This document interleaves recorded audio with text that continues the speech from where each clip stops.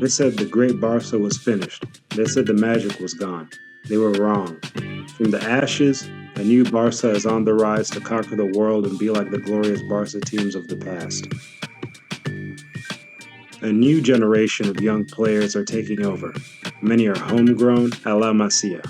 They are young, they are fearless, they are talented, they are bold and confident, they are hungry to create their own legacy. Their mission is to restore the crown. This is the Barca Rising podcast. I'm your host, Nick Victor, and every week we follow the journey, the drama, and the moments that shape a new era. The rise has begun. Are you ready?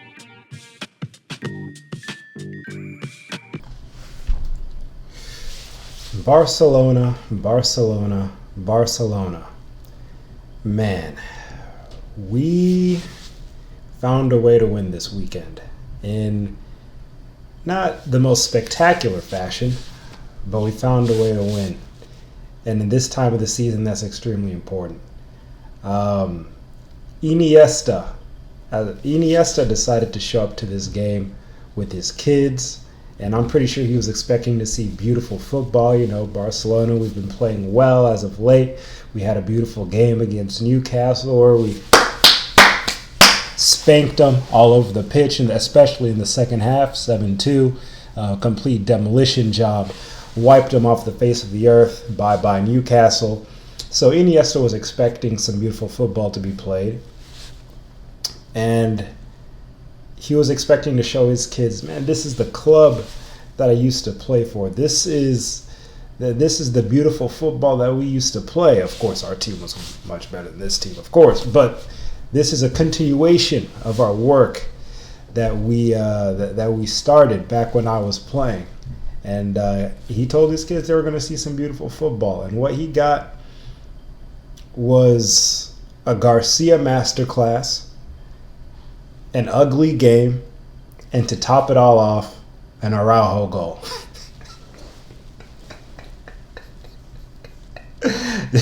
Diabolical. Absolutely diabolical.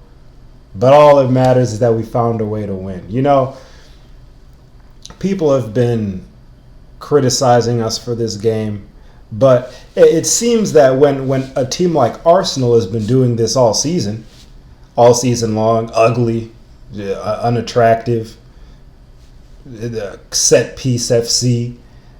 When Arsenal seem to do it, everybody seems to love it. They have no problem with it. But when we do it one time, it's all this, all that. It's some sort of big deal. When Arsenal's been doing this all season, ugly football FC, a joke of a club. You saw them lose to City, playing a joke. I don't know what Arsenal was doing. It was a disgrace to watch, but neither here nor there. That's a separate topic. But we did what we needed to do. And these are the type of games where you look back at the season, and these are the crucial games when things aren't going your way, when you're not at your best, but you still find a way to get a result, especially this later on in the season. And Madrid actually won their game, so if we didn't win our game, the gap would only be 1 point, but it's still at 4 points with us playing Atleti next week. But to get into the game, let's get into the match ratings.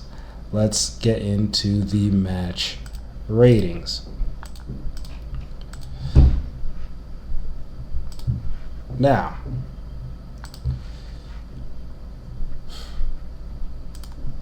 let's get into it. 1-0, Araujo goal in the 24th off a corner, beautiful set piece. So let's get into the game. We started off with Cancelo, who's been playing very well for us, Gerard Martin, Koulibaly, and Araujo at the right back. We had Pedri and Bernal in the middle with Fermin. And then we started off with Rafinha and Lamine Yamal. Of course, our danger man, and then Lewandowski. The same lineup we played with against Newcastle, where we spanked them. So, to start off, Garcia. Now Madrid fans can finally feel how we feel when we see Courtois saving their team pillar to post. Now they know how we feel when we see that, because Garcia put up an absolute master class. I don't like that our defense gave up this many chances, but it has to be said, Garcia, I mean, you want to talk about an amazing performance. Critical saves all over the game. He was brilliant to watch. He needs to get a call up from the Spanish national team. I actually think he's gotten a call up, as he rightfully deserves. Speechless. He saved us. It was amazing to see. Not amazing from our defenders. No, not at all. But Garcia, yet again, like he's done all season long, has stepped up in big moments and made crucial saves. This is what it's all about. That's league-winning goalkeeping right there. This was a Garcia masterclass. He is the best player for us today. Obviously, the most important player for us today. And maybe he's right there for one of the most important, if not the most important player of the season, because he has saved our butt so many times, time in and time out again. He's been a blessing for our team. So shout out to Garcia. Next we go to Araujo. I'll actually give him an 8. Araujo was in rare form. He was in very rare form. They targeted his side, but he stood strong. He stood strong in there, and he scored the win. He scored the only goal with the header. But Araujo, this is what I say about him. As a right back, Araujo is actually very difficult to beat. He can be very difficult to beat, because the thing about Araujo is this is his problem when he plays in the center back position. That's his major problem. You know why? Because he has to think. And you already know how I feel about Araujo and thinking, and it's a lot going on in there. But when he doesn't have to think and just has to rely on his physical attributes and just has to rely on one-on-one defending, he's just fine. He's just fine. When he doesn't have to worry about stepping at the right time in the high press and all that stuff that comes in with the center back position, and he just has to worry about one-on-one defending, he's solid. So I was very happy with Araujo this game. Next to Kubarsi, 7.5. He had a good game. He had a very good game. He held it down. He held it down back there. He did what he needed to do. He didn't make too many mistakes. I don't think he really even made any mistakes. But he had a very good game. And we're going to need these type of performances from these two, especially while Koundé's out. And, Kubarsi, he starts anyway. So we need him to keep it solid for the rest of the season if we want to win the Champions League and win the league this year. So I was very pleased with Kubarsi's performance. Next to Gerard Martin, 6.5. He had a decent game. Decent. But he's still improving. But he's gotten a lot better. I see improvements from him. I see more composure on the ball. I see more solidity from him. And he's getting better with each and every game. And I'm proud of his progress. Still get very scared with him back there, don't get me wrong. But he's made improvements this season, and I'm very pleased to see that. So shout out to Gerard Martin. Shout out to him. Cancelo, 7.5. He's always a threat going forward, of course, and he provided the assist for the goal off the set piece. Cancelo, I love his game, obviously. Not so much in this game, but against Newcastle, he was a liability, especially for the second goal that they scored, where he failed to track back. But Cancelo, what he doesn't do great defensively, he brings offensively. He's a threat when he's whipping the ball in, cutting in on the right foot. His link play with Rafinha and in the midfield as well. I was able to link with those guys. So, yeah, it was a typical Cancelo performance.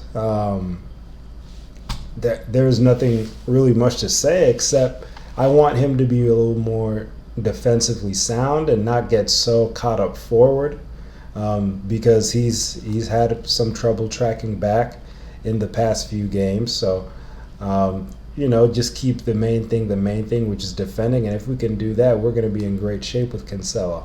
I actually think that with even if Balde comes back, I would rather have Cancelo starting when Balde comes back. I'd feel much more comfortable with Cancelo starting, and then Koundé on the right, and maybe not Martin, maybe Garcia when Garcia gets back, but I feel very comfortable with Cancelo on the left, and I see him improving game to game. He was in Saudi for a while. The level, the level is not that high, and when you start to get back into high quality football, it can take some time to get your feet wet again. But I like the way Cancelo's been playing, especially on the attack. So some more of that if we're going to keep on winning this season.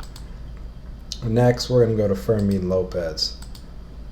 He did well. He did very well in tight spaces, and he keeps launching Barca attacks. I've been very pleased with Fermin Lopez this season. I think he's been one of the best midfielders in the world this season, as a matter of fact. The things that he's been able to do, the threat that he possesses at the attacking mid position, while almost struggling, Fermin Lopez has been going in and putting great performances, and I'm very pleased with his performance, not only this weekend, but also in the Newcastle game. Very active, keeps launching the attacks. He's at the focal point of the attacks, and that's what we love to see. And we need more performances from him like this if we're going to keep moving forward. So with that, Fermin Lopez 7.5. Shout out to Fermin Lopez. Bernal 5.5. I mean, he didn't do anything bad, but he didn't do anything great. It was a very average game from Bernal. But he's continuing to grow as a player. He's still very young, and these games are going to happen. It wasn't a bad game, but it was a very average game. But he did enough. He did enough where he wasn't a liability out there, and that's all that matters. So shout out to Mr. Bernal. Next, on to Pedri. I give him a 7.5. He kept position in difficult situations and provided some great accuracy passes, but lost some accuracy in the second half. I thought Pedri's second half could be better, but overall not a bad performance. It was still a very good performance from Pedri, and he was able to hold it down. And he was able to hold it down. We just came off an emotional win against Newcastle. As I say again, we absolutely destroyed them 7-2. So if we have a little lackluster performance this weekend, it's fine. It's okay. But we need to pick it up next weekend, though, because we have Atletico Madrid, and they're not going to be so lackluster. So we have to get ready for that. So with that, Pedri 7.5. Shout out to Pedri.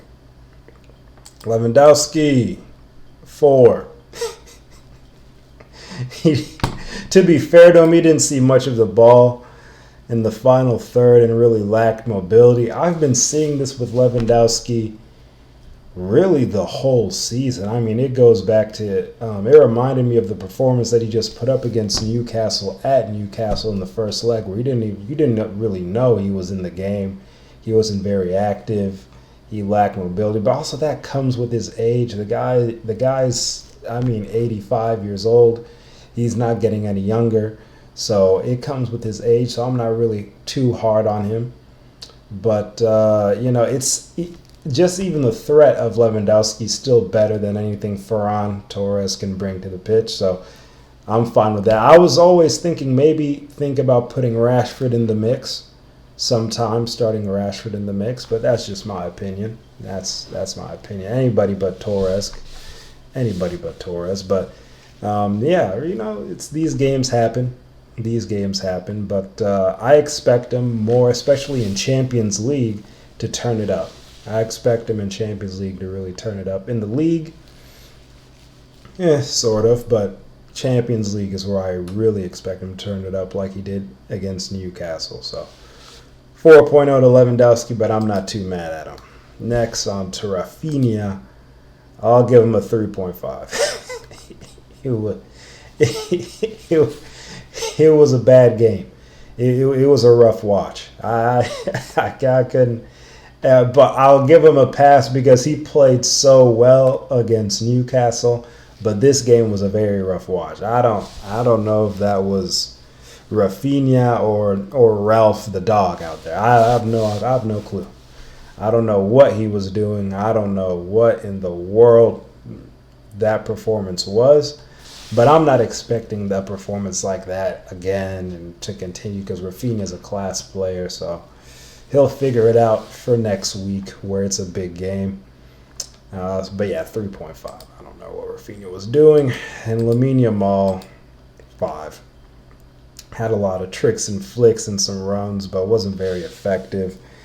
And that just goes with kind of how we played in the attacking half. It was very lackluster. As I said again, we needed an Araujo goal to win. Wasn't the prettiest, but we find a way. Now, moving on to what we have coming up. The big game, Atletico Madrid. Now, this game right here. This is actually not happening this weekend. It's happening the weekend after because of the internet. Well, not even the weekend after. Actually, maybe the week. Well, anyways, this is happening after the international break. There's an international break. So we got that. Then we have this game, and then we play them again in the Champions League for the double leg. And I think with that, with Atletico, we've played Atletico 3 times. I think we've played them 3 times. So this will be the 4th. And then we'll ultimately play them 6 times this season, which is insane. It is absolutely insane how many times we've matched up with them. But, yeah, this is going to be the first game of 3 against them. Obviously, the 2 others in the Champions League. And these are going to be wars. I'm expecting these to be wars. But at the end of the day, I think we have enough quality. And I think especially in the Champions League, we will have enough to go through against Atletico. I actually think Atletico and the Champions League will be a tougher game than Arsenal. I think the winner of Atletico versus Barca I think Arsenal will beat Sporting barely off of a few set pieces. But I think the winner of this game will go on to beat Arsenal. I don't think Arsenal's good at all. I think they're actually a joke to football. I think the way that they played against City, they should really think about. They should really have they should soul search as a team after that performance that they put up. And it's not the first time that they've put up a performance like that. This was just the worst one. They're not good. So I'm expecting the winner of Barcelona versus Atletico Madrid in the Champions League to go on to the finals. And obviously it's going to be us because I don't see us losing to Atletico Madrid and making the same mistake we did in the Copa del Rey and all that. So I have us winning. I have us going to the finals. I have us winning all the Champions League. But the first game comes in the league. And it's going to be Atletico. It's going to be a tough game. But I remember we played Atletico last season in a big game. And it was a tough game, but we found a way to win at the end.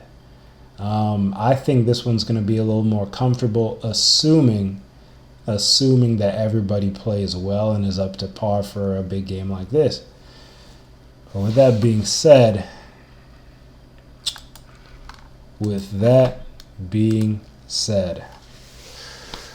we're in the final stretch. We are in the final stretch where every game is important. Every game is a big game. We just have to take care of business. We just have to take care of business and hit our final stride and our best form at the end of the season. If we do that, there's not a team in Spain. There's not a team in Europe that will beat us, and I'm very confident that after the international break, we're going to come back firing on all cylinders. And with that being said, I'll see you guys. I might do some coverage on the international break, but if not, I will see you guys not next week, but the week after to talk about the games. Peace.